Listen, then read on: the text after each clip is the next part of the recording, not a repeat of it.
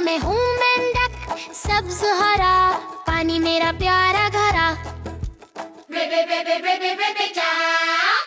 पानी रखो पाको साफ, यही है सबसे अच्छा काम।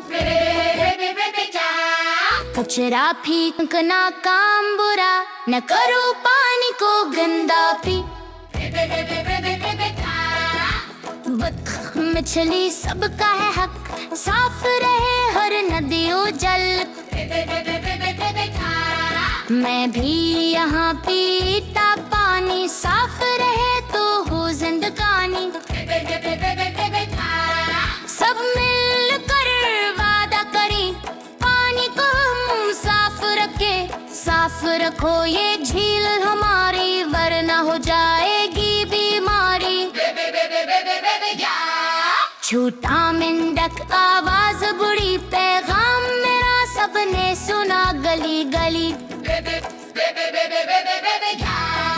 आखिर में बस इतना कहूँ, पानी बचाओ मैं शुक्रिया कहूँ।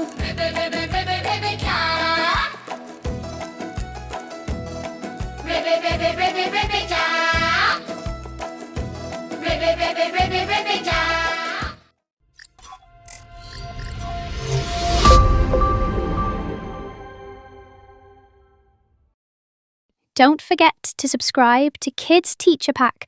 We really appreciate your support.